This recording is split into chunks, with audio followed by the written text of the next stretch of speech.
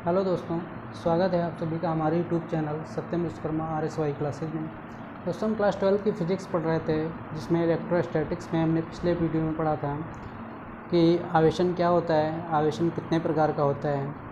आज उसी श्रृंखला में हम लोग आवेशन के दूसरे पार्ट चालन द्वारा आवेशन के बारे में बात करेंगे।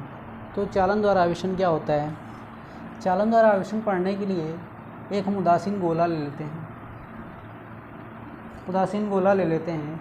उदासीन वस्तु की पहचान क्या होती है कि किसी उदासीन वस्तु पर जितना धन आवेश होता है उतना ही क्या होता है, ऋण आवेश होता है। या तो हम ये कह सकते हैं कि उदासीन वस्तु पर कोई कुल आवेश नहीं हो सकता है। ये गोला है जो कि क्या है, उदासीन है। मतलब इसमें जितना धन आवेश होगा उतना ही क्या होगा, ऋण आवेश होगा। मान लेते हैं इसमें 8 प्रोटॉन है, तो इसमें 8 इलेक्ट्रॉन भी होंगे।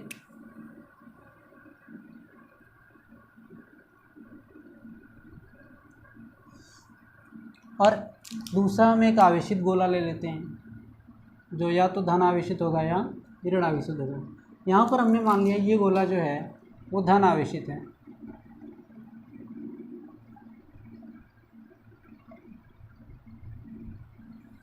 ये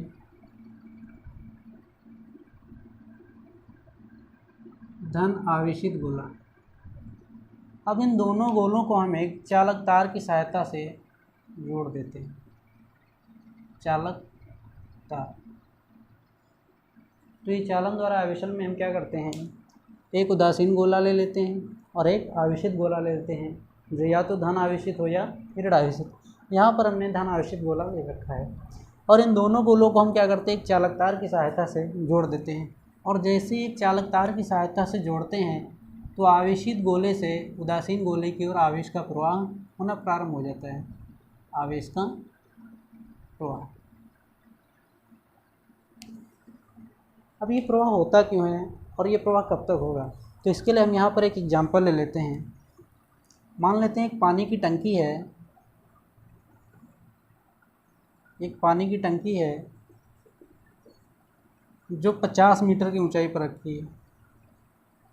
50 मीटर की ऊंचाई पर रखी है। एक दूसरी पानी की टंकी है जो 20 मीटर की ऊंचाई पर रखी है। एक दूसरी पानी की टंकी है जो 20 मीटर की ऊंचाई पर रखी है। हम दोनों पानी की टंकियों को एक पाइप के माध्यम से जोड़ देते हैं और जब जोड़ देते हैं तो पानी का प्रवाह ऊंचे स्तर पर रखी टंकी से नीचे स्तर पर रखी टंकी की ओर होने लगता है। कहने का मतलब ये है कि जिस प्रकार से यहाँ पर उच्च स्तर पर रखी हुई टंकी से निम्न स्तर पर रखी हुई टंकी की ओर पानी का प्रवाह होता है, उसी प्रकार यहाँ पर उच्च विभव वाली वस्तु से निम्न विभव वाली वस्तु की ओर आवेश का प्रवाह होता है। लेकिन यहाँ पर होता क्यों है, तो यहाँ पर देखते हैं ये जो ऊंचे 50 मीटर की ऊंचाई पर टंकी रखी, इसका अपना एक स्तर है, और जो 20 मीटर की ऊंचाई पर पानी की टंकी रखी, उसका अपना एक स्तर है। तो इन दोनों की पानी जो दोनों पानी की टंकी है, इन दोनों के स्तर में क्या है, अंतर है। तो इस अंतर को हम क्या कहते हैं, स्तरांतर। उसी प्रकार ये उदासीन गोला है, इसका अपना एक विभव है और आवेशित गोले का अपना एक विभव है। तो इसके विभव और इसके विभव में क्या होगा, अंतर होगा। जिस प्रकार यहाँ पर दोनों टंकी के स्तर में अंतर है, उसी प्रकार दोनों गोलों की क्या होगा, विभव में भी अंतर होगा, जिसको हम लोग क्या कहते हैं, विभवांतर कहते हैं। इसी विभवांतर के कारण क्या होता है, आवेश का प्रवाह होता है। जिस प्रकार यहाँ पर पानी के स्तर के अंतर के कारण क्या होता है, उच्च स्तर पर रखी हुई टंकी से निम्न स्तर की ओर पानी का प्रवाह होता है। उसी प्रकार यहाँ पर विभवांतर के कारण उच्च विभव वाले गोले से निम्न विभव वाले गोले की ओर आवेश का प्रवाह होता है। अब यहाँ पर देखते हैं, तो ये तो हमें पता चलेगा कि आवेश का प्रवाह क्यों होता है, क्योंकि दोनों गोलों का अपना एक विभव है और दोनों गोलों के विभव में क्या है, अंतर है, जिसे हम लोग विभवांतर कहते हैं। इसी विभवांतर के कारण क्या होता है, आवेश का प्रवाह होता है। लेकिन ये प्रवाह कब तक होगा, तो इसी एग्जाम्पल से देखते हैं कि अगर इस पानी के प्रवाह को रोकना है तो हमें क्या करना पड़ेगा, इस टंकी के स्तर और इस टंकी के स्तर को बराबर करना पड़ेगा। यदि इन दोनों पानी की टंकी के स्तर बराबर हो जाए तो पानी का प्रवाह क्या होगा, रुक जाएगा। तो यहाँ पर क्या करते हैं, या हम ये कह सकते हैं कि इस दोनों पानी की टंकी के स्तर में क्या हो जाए, अंतर शून्य हो जाए। उसी प्रकार यदि इन दोनों गोलों के विभव क्या हो जाएं, बराबर हो जाएं, मतलब V1 और V2 दोनों क्या हो जाएं, बराबर हो जाएं, तो पानी का तो विभव का आवेश का प्रवाह क्यों होगा, रुक जाएगा। या फिर हम ये कह सकते हैं कि दोनों गोलों का जो विभवांतर हो वो क्या हो जाए, शून्य हो जाए। दोनों का मतलब एक ही है। या तो हम ये कह सकते हैं कि दोनों गोलों के विभव क्या हो जाए, समान हो जाए।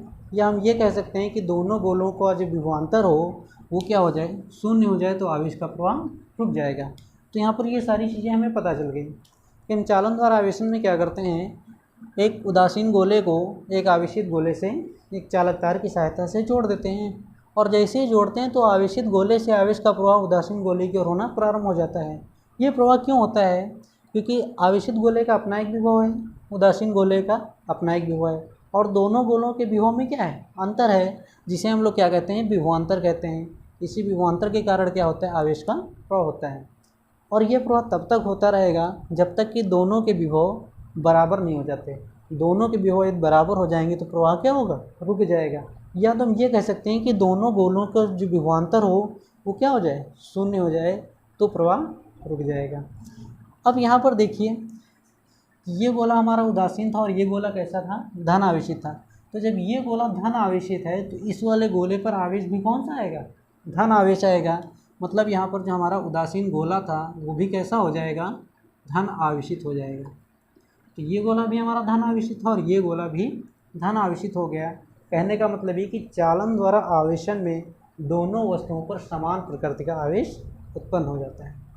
अब यहाँ पर परिमाण की बात करें तो परिमाण में यदि दोनों गोले एग्जैक्टली सेम है, एग्जैक्टली सेम होने का मतलब ये कि आकार, आकृति, त्रिज्या जब सब कुछ बराबर होगी तो दोनों गोले क्या होंगे, सेम होंगे। और सेम होने की दशा में मान लेते हैं कि आवेशित गोले का आवेश है 5 कूलम और इस गोले का आवेश कितना है, माइनस का 3 कूलम। तो दोनों गोले क्या करेंगे, अपना अपना आवेश जोड़ेंगे और 2 से डिवाइड कर देंगे। ये हमारा कितना बचेगा, 2 कूलम, कट जाएगा। 1 कूलम आवेश ये गोला ले लेगा और 1 कूलम आवेश ये गोला ले लेगा। मतलब यदि दोनों गोले एग्जैक्टली सेम हैं तो दोनों गोलों के आवेश टोटल करेंगे और उसका आधा करेंगे, जितनी वैल्यू आएगी उसका आधा, उसका उतना आवेश ये गोला ले लेगा और उतना ही आवेश ये गोला भी ले लेगा। अगर इसको हम फार्मूले की फॉर्म में देखें तो मान लेते हैं इस गोले का आवेश Q1 है और इस गोले का आवेश Q2 है। तो यहाँ पर दोनों गोले एग्जैक्टली सेम होने की कंडीशन में क्या होगा कि दोनों गोले अपना आवेश जोड़ेंगे Q1 प्लस Q2 और 2 से डिवाइड करेंगे। Q1 प्लस Q2/2 आवेश ये गोला ले लेगा और Q1 प्लस Q2/2 आवेश ये गोला ले लेगा। तब दोनों के परिमाण भी क्या हो जाएंगे, समान हो जाएंगे। लेकिन ये तभी होता है जब दोनों गोले एग्जैक्टली सेम होते हैं। तो ये हमारा चालन द्वारा आवेशन है। एक बार फिर से बता देते हैं कि चालन द्वारा आवेशन में एक उदासीन गोले को एक आवेशित गोले से एक चालक तार की सहायता से जोड़ देते हैं, जिससे आवेश का प्रवाह आवेशित गोले से उदासीन गोले की ओर होना प्रारंभ हो जाता है। यह प्रवाह तब तक होता रहता है जब तक कि दोनों गोलों के विभव समान नहीं हो जाते, या हम ये कह सकते हैं कि दोनों के बीच विभवांतर शून्य हो जाए, तो आवेश का प्रवाह क्या होगा, रुक जाएगा। तो यहाँ पर ये दोनों क्वेश्चन का आंसर हमें पता चल गया कि आवेश का प्रवाह क्यों होता है, क्योंकि दोनों में क्या होता है, विभवांतर होता है। और ये प्रवाह कब तक होता रहेगा, जब तक कि दोनों के बीच विभवांतर शून्य नहीं हो जाएगा। जब दोनों के बीच विभवांतर शून्य हो जाएगा, आवेश का प्रवाह क्या हो जाएगा, रुक जाएगा। और तीसरा पॉइंट क्या पता चलता है यहाँ पर कि जो चालन द्वारा आवेशन होता है, दोनों वस्तुओं पर समान प्रकृति का आवेश उत्पन्न होता है और परिमाण तभी समान होगा जब दोनों गोले एग्जैक्टली सेम होंगे। अगर इसको हम फार्मूले की फॉर्म में बनाएंगे तो दोनों गोले एग्जैक्टली यदि सेम हैं तो दोनों गोलों का आवेश का टोटल करेंगे और उसका आधा कर देंगे, उसका आधा आवेश ये गोला ले लेगा और उतना ही आवेश दूसरा गोला भी ले लेगा। तो सेम होने की दशा में क्या होगा कि दोनों गोलों पर परिमाण भी समान होगा, प्रकृति तो समान होती ही है। तो यहाँ पर ये हमारा चालन द्वारा आवेशन कंप्लीट हो गया। अगले वीडियो में हम लोग पढ़ेंगे प्रेरण द्वारा आवेशन। पिछले वीडियो देखने के लिए लिंक आपको डिस्क्रिप्शन बॉक्स में दिए गए हैं, आप वहाँ जा के देख सकते हैं। अगर आपको हमारा वीडियो अच्छा लगा हो तो लाइक शेयर करें, सब्सक्राइब करके बेल आइकन ज़रूर दबा दें ताकि जब भी हम कोई वीडियो अपलोड करें नोटिफिकेशन आपको सबसे पहले मिले। थैंक्स।